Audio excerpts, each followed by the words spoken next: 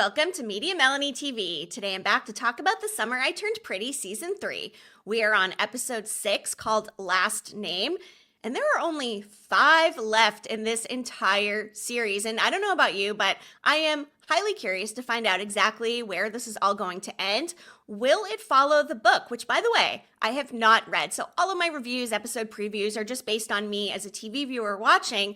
I've really been trying to stay away from the book spoilers, so if you could also try to keep them out of the comments, I would really appreciate it. So please and thank you.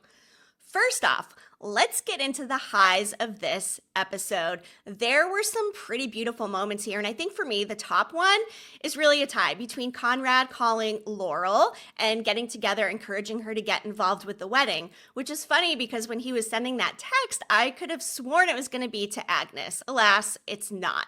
And in my last preview video, I suspected, who knows, maybe Conrad would go back to California and not come back until the wedding. But he is still in town, still at Cousins, and we did in fact get the bridal shower. I was thinking, having not read the book, that maybe this would be something that came in the next episode, and this one would be more about reconciling Conrad and Belly's time together at Cousins, maybe a little bit more of the wedding planning, but no, we got the full Philly bridal shower. And I've got to say, I'm really glad that Conrad reached out to Laurel. I think it just shows how deeply he truly cares for Belly, and I guess to a point Jeremiah as well. He really wants them to be happy because that's what they want. And that old adage of if you love somebody, let them go, that is what Conrad is really trying to do here. But in doing so, it's actually breaking my heart, bringing me to the next high of this episode for me, the bathroom scene between Belly and Conrad after he comes back from surfing. Are you even kidding me? Like Belly's narration said, we thought the peaches was something, but now this was all on her. This was the best almost kiss we've had all season. And for me, this is what the summer of yearning is all about. I loved that scene. Just the visuals of it all, between the blood on the staircase, them getting in there, the lighting, shout out to the lighting department. Everything looked beautiful in this scene. You could cut that tension with a knife. And honestly, I don't condone cheating, especially brother to brother, but I was kind of hoping they were going to kiss. Am I alone in this, or did other people want that as well?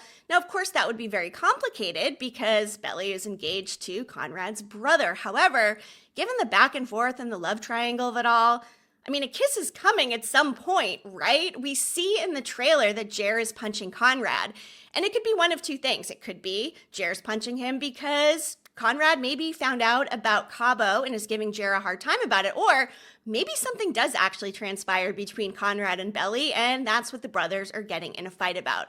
That's one moment from the trailer that I have been dying to see. But other highs from this episode, I liked that we're getting more of the Belly narration again, which to me shows that she's being more introspective and starting to question her choices. She said at the beginning of the episode, everything is easier when I'm with Jer. But you know why that is? Because they do have a superficial relationship, and it's easier because she's squishing all of her feelings down and not acknowledging any of them. But then when she's with Conrad, the narration picks up a little bit more, and you can tell that she's really questioning herself and looking inside of her, thinking, am I doing the right thing? And there were actually a lot of moments of questioning here. Belly's not getting the wedding that she wanted. Belly is not going to go to Paris. I don't love this season for Belly. And I mean, a lot of it too is, yeah, she's immature. Jer is immature, and they should probably be waiting for this. But Belly has spent her whole life bouncing from Fisher brother to Fisher brother. And something I was hoping was maybe if she does end up choosing herself, she takes a little time off, dates some non-Fisher brother people, and then ends up choosing hopefully Conrad, and maybe they get married sometime in the future. But for me, I do not want this wedding to go down. I don't like anything about it. And I really was hoping we were going to get this Conrad Belly moment here. So, I mean, there's still time, plenty of time, actually. We've still got the 5 episodes left. But was anybody else disappointed that we didn't get that moment? At the same time, though, the tension of it all was a moment in itself. And I cherished pretty much every second of it as we are having Taylor Swift's False God playing during this scene, which was the most impeccable needle drop. And if we look at some of the lyrics from that song, I mean, they hit hard. And the lyrics are essentially about worshiping this love that shouldn't work. but the fact that it still feels completely undeniable, and that captures the true essence of the Belly and Conrad of it all. I'll get into more of the needle drops later, but first, a couple more highs that I really loved from this episode. The bridal shower. The moment when she opens that stationery with her last name on it, it's like Fisher hits her with a ton of bricks. And interestingly, Belly hadn't even thought about whether or not she was going to change her last name. And Taylor's like, hey, you could do the hyphenate Conklin Fisher type of thing. But I think Belly maybe wanted to keep her last name, which is interesting because the Fishers have been such a big part of who Belly is growing up and sort of shaped the person that she is today. But the good news about the stationery, which I thought was really funny, is that, you know what? Belly Fisher could work for either brother, so that if the wedding doesn't happen, there's still a chance. And you know what? She could recycle this stationery and still use it if she's married to Conrad. Now, would that be in poor taste? Maybe. But you know what? I'm willing to let that one go.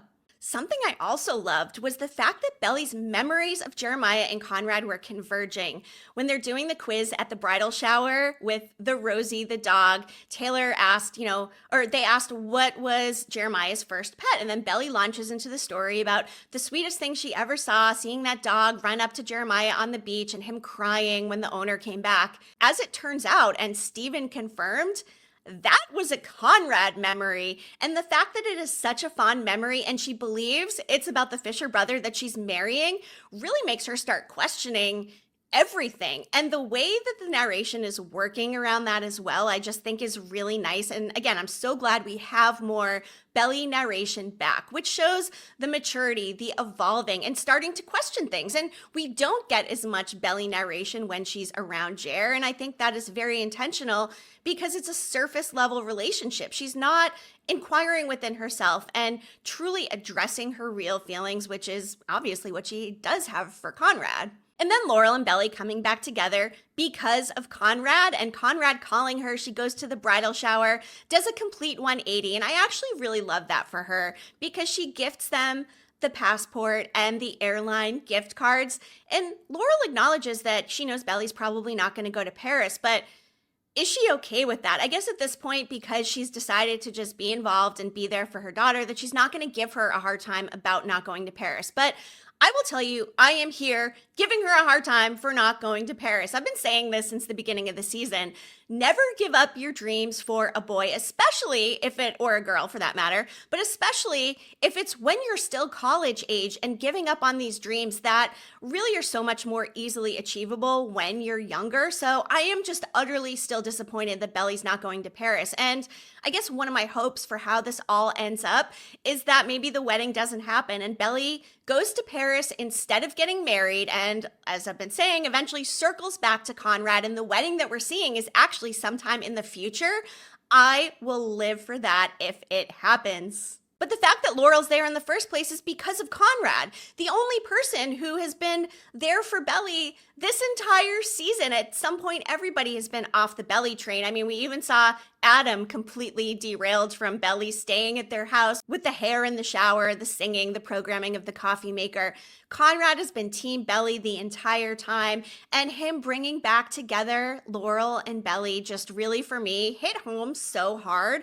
And totally an earned moment that I loved for Conrad. Some of the lows. Number one, Lucinda is back. She bothers me. I do not like her. I think she tries to play too young and cool and tries to be more of a friend to Taylor than an actual mother, which, by the way, is really not the job of a parent. But also, like the dress and ponytail she's wearing, I'm sorry, Lucinda, but you've got to be at least in your 30s, if not older. Like, start dressing your age. I can see Taylor in this pink big bow dress. She's young. She can pull it off. I mean, I personally wouldn't wear that dress, but Lucinda has literally no business dressing and acting the way she does, and I don't care about her. I don't care if she's there to try to propel the Stephen and Taylor storyline forward. I don't like her. I have not liked her since the first moment I saw her, and I wish we would never see her again. So really big low for me, and I'm hoping that this is maybe an every other episode type of thing, because with 5 left, I do not need to see her in every single episode this season. Another low, Adam Fisher in general, but especially inviting Kaylee to the wedding, having her help the planning, when she's the one that Adam cheated on Susanna with in the first place. It is in such poor taste. And he's like, well, we've liked each other for a long time. The timing is better now. Yeah, the timing is better because, Susanna is dead. And Conrad has known all along that Adam did that, and that speaks to how he stopped really respecting his father when he found out who he really was. And I don't like the Kaylee of it all. I think it's gross. And also, she mentions that she's known Jeremiah since he was a baby. She does not look old enough. Why was she working there when she was that young? If Jeremiah is 20, I'm sorry, she doesn't look like she's more than, 30, 35. Let's even say, for argument's sake, she's 35. That would mean she's known Jeremiah since she was 15. Why was Adam involved with her at 15? That's even too young to be an intern at his company. So just everything about that is actually disgusting to me. And it is going to make me cringe so hard when I see them together at the wedding. And you know what? Laurel will be feeling the same way because she even asked Conrad, how did you know about that? And Conrad, of course, discloses that he had heard his parents fighting about it. So not Team Kaylee, not Team Adam. I don't love that Adam keeps preferring Conrad, even with the steakhouse they're going to eat at. Let's go there instead of doing the oysters because that's what Conrad likes. And when they're trying on the suits, Adam ends up getting up and really trying to steer this custom suit for Conrad to be just like his, kind of putting aside the conversation that he was having with Jer. I don't love this. And I don't think Jer's in a very good headspace right now either, just with everything that's happening, especially with Conrad and this overarching theme of Jeremiah not getting along with his dad. And it's interesting because Jeremiah is very much more like Adam, whereas Conrad is much more like Susanna. So it's interesting that they butt heads because Jeremiah is like Adam. I mean, okay, the Cabo thing definitely wasn't for sure 100% cheating, but it still wasn't a great look. And I kind of think, like father, like son, especially when we're talking about Adam and Jeremiah. And another thing that bugs me is the fact that Belly's not getting the wedding that she wanted. They were going to be having a small party, serving lobster rolls, having a keg. Now it's at a country club with 100 people Belly doesn't even know. But also, okay, they want this simple wedding, but what's up with the anatomical heart ice sculpture? Even the wedding planner page was like, what? Okay. So they had all these budgetary concerns and now the wedding is being held at the country club, but you're going to spend Adam's money on an anatomical heart ice sculpture? Something about that just feels a little bit disconnected from what we know about Belly and the wedding she wanted. And now all of a sudden she'll question all these other things, but hey, where's my anatomical heart ice sculpture? I don't know. It just bugged me. And then Jeremiah's poor credit. So they're looking for apartments and Belly's got perfect credit. Go Belly. Belly's like a little me. I've always had perfect credit too, not to brag. I've also had a substantial amount of credit card debt, but I pay it on time. Now, Jer, he can't manage to get the right classes done to graduate on time. He can't even manage to pay the one credit card he has when, as Belly points out, doesn't your dad pay your credit card bills? They call him a Nepo baby at work. He is such a Nepo baby, but he's also just so immature and unable to handle the essentials of life and being a grown-up. There is no world in which these two should be married at this age living together, especially because Jeremiah's credit is going to bring Belly's credit score down. And you know what? Credit is such an important thing in life. And all I'm going to say is I think there is some value in considering a partner that has similar views to paying bills on time and maintaining a good credit score, because that can be how you get ahead in life. And them looking at the apartments in the first place, for a second I thought they were going to get the apartment that was really nice and the guy's like, it's not a party building. First of all, the guy says this has been available for a long time, and then after he says it's going to go fast. Okay, which one is it, bro? But also, that apartment seems far too nice for two kids who are going to still be in college to be renting.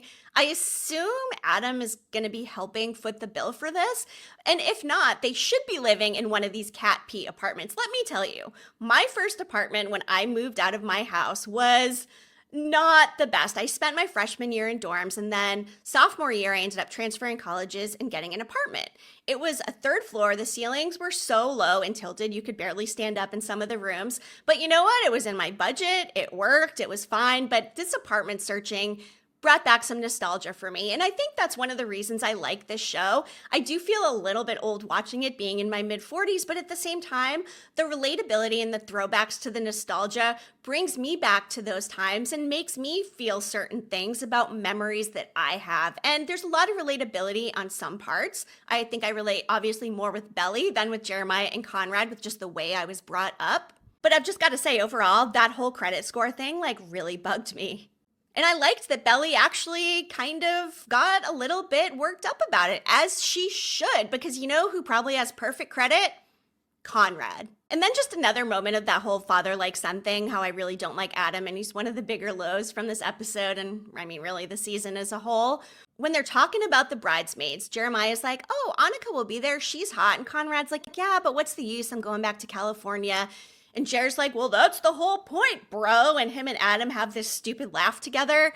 This just shows that Conrad, even though he is this secretive kind of brooding guy that you may think is more like a Dylan on 90210, he's kind of not, because he is a good guy. He doesn't want to just have a hookup for the sake of a hookup. Conrad wants something substantial. And he is the only fisherman that feels that way. And for that reason, I just adore him. All right, before we get more into my review of The Summer I Turned Pretty, Season 3, Episode 6, be sure to hit that like button and subscribe to my channel. I will be putting out an Episode 7 preview as well, so do not miss that. And the season is really flying by, so make sure you stick with me for that. But I'm also covering Dexter Resurrection on Paramount Plus with Showtime. Solid season so far.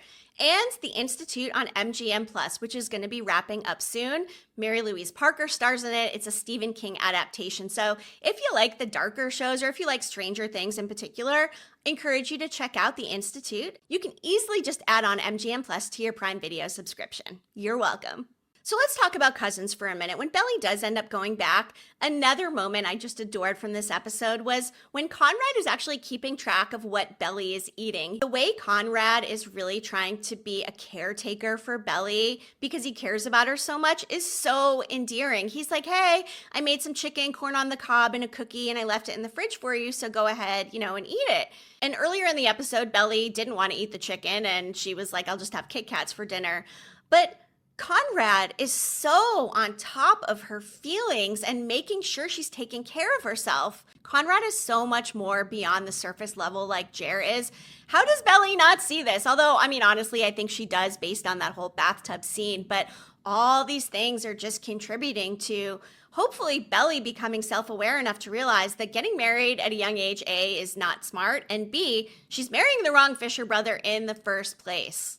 When is she going to see that? Will episode 7 be the time when she's reflecting on the bathroom scene and the almost kiss and is like, you know what? I think this is not going to work out. I'll get more into my speculation of what I think the title will be for episode 7 in my preview, so again, stay tuned for that. But circling back to the fact that Conrad brought Belly and Laurel back together, when they're having that movie night at the end, Belly flashes back to when they used to watch musicals when she was younger, and then gets into a couple of moments where things are tying into Conrad, such as the Bye Bye Birdie song that she used to sing to herself in the mirror with, "We love you, Conrad," and she wasn't singing it for the sake of the song. She was singing it because she truly loved Conrad. All these little pieces are finally coming back to her, and by Conrad bringing Belly and Laurel back together and letting her have this moment where she can reflect back on her childhood and some of these meaningful moments where she did love Conrad is really well done to me. When she says she loved him the first time around and now, she's with Jer, the whole giving up Paris thing, I don't know. I'm just not loving Belly this season and the decisions she's making. She's rushing into things. She's with the wrong brother. And now that she has time to reflect on all these different things, how long is it going to take the girl to figure it out? And when are we going to get the wedding? I'll talk more about what I think we could see in episode 7, but I'm thinking the wedding should be coming either in the penultimate episode, episode 10, or the finale, episode 11. But I'm hoping it's not the finale, so that way they can call the wedding off in episode 10, and then in 11 we see the fallout from it, and then hopefully a future flash and a nice bow ending of where Belly ends up eventually, hopefully as Mrs. Belly Fisher, married to Conrad, not Jeremiah. I'm also interested to see if that actually does happen. How is Adam going to react? I'd imagine he'll be overjoyed and overlook all the issues he had with Belly before for his prize son, Conrad, to marry her. Or, I mean, he could go the opposite direction when he's like, hey, look at Belly, this little SLUT who's going between brother to brother and trying to tarnish her reputation to both of the brothers, so she ends up with neither of them. First of all, Conrad wouldn't fall for that trick because he's just too good, but we will see. We did get some more Steven and Denise content here. Again, I don't love the Steven and Taylor of it all. I could care really less about Denise, but I also think she was introduced as a sort of device where now we have this idea of Denise and Steven potentially starting up this gaming company together. And let's say the wedding doesn't happen. Will they loop Yearn in, even though Denise thinks he's a Nepo baby? He's made some pretty good progress while working at Adam's venture capital firm. So if they end up looping him in, maybe that'll be a good distraction for when the wedding is actually called off. And I think that's the only reason why I care about Denise. I don't really care if her and Steven get together. And as much as I don't love Steven and Taylor, I do think that they should end up together. I mean, they've had this whole lifelong thing, and I think that they're kind of both in denial. But Denise is now putting a kink in things. And even though it is presented as a work-related thing, I still think Denise caught feelings for Steven. So there could be some complexities there as well. Although, with only however many episodes left, how far into this venture capital thing are we going to see? Maybe in the finale, if we do get that bow ending flash forward, we'll see Yearn, Steven, and Denise having this successful company, which would be pretty cool. But I don't know, it's just like not my primary care for this season or the series as a whole. Let's talk about the needle drops in this episode, which really hit. I mentioned the Taylor Swift one before. That's obviously my favorite. We also get some Billy Joel. The song is called A Matter of Trust, and I think that plays very well into this episode. During the bridal shower, we get a cover of Time After Time. I think that was really nice as well, along with the Meghan Trainor song, Dear Future Husband, which obviously fits like a glove for this episode. We get some Rusted Roots, Send Me On My Way, when the guys are driving in Boston. A song called Archie Marry Me during the bridal shower games. The Ronettes, Be My Baby, for a little bit of nostalgic weight in there. And then what hit me the hardest, I think, was during that musical scene at the end. I mean, aside from the Taylor Swift drop, obviously, was the fact that we get Audrey Hepburn, Bonjour Paris, makes me wonder. Bonjour is a greeting. Is Belly going to go to Paris after all? Is this a little Easter egg setting the table for her to actually choose herself and go to Paris? Because I sure hope so. And why else would they choose that song? I understand, obviously, why they choose the Bye Bye Birdie, We Love You Conrad song, but this one, I think they're trying to tell us something. What do you guys think? Drop it in the comments. But seriously, False God by Taylor Swift during that bathroom scene. Honestly, that bathroom scene is maybe one of my favorites this entire season. Like I said, this is what the summer of yearning is all about. The lighting, the tension, the almost kiss. I was living for that. Literally talking to myself out loud, like, please kiss, please kiss, please kiss. Which of course would be very complicated. But you know what? At least that would force Belly to acknowledge where her heart actually is, and that is not with Yearn. So, what did everybody think of episode 6 called Last Name? Obviously, that literally refers to the stationery situation, but again, to my point, the stationery could go with either of the Fisher brothers, so it's kind of a win either way. Of course, unless she ends up with Yearn, totally not a win in my book at least, but let's take everyone's temperature. Where are you with the season so far? What are you liking? What are you not liking? And what are your biggest hopes and dreams? Remember to tune in for my episode 7 preview, which is coming soon. As soon as it drops, I will drop a link down here in the comments for easy access and put it up there in the corner so you can click on it after you watch. But in the meantime, let me know all your thoughts, hit the like button, be sure you're subscribed, and then check out some of my other TV talk as well. Looking ahead to the fall, I've got some shows on my radar, including Only Murders in the Building, The Paper, which is a spinoff of The Office, The Talamasca, which is a spinoff of Interview with the Vampire based on the Anne Rice novel, potentially Maxton Hall, which is coming in November, and I'm also looking at Welcome to Derry. So also let me know if there's any other shows that you would like to see me talking about as well. There are some that haven't been announced yet for the fall lineup, so I'm also excited to see what is coming out. I really appreciate you sticking with me. Thank you so much, and I will be back again very soon with more TV talk. Media Melanie, clicking off.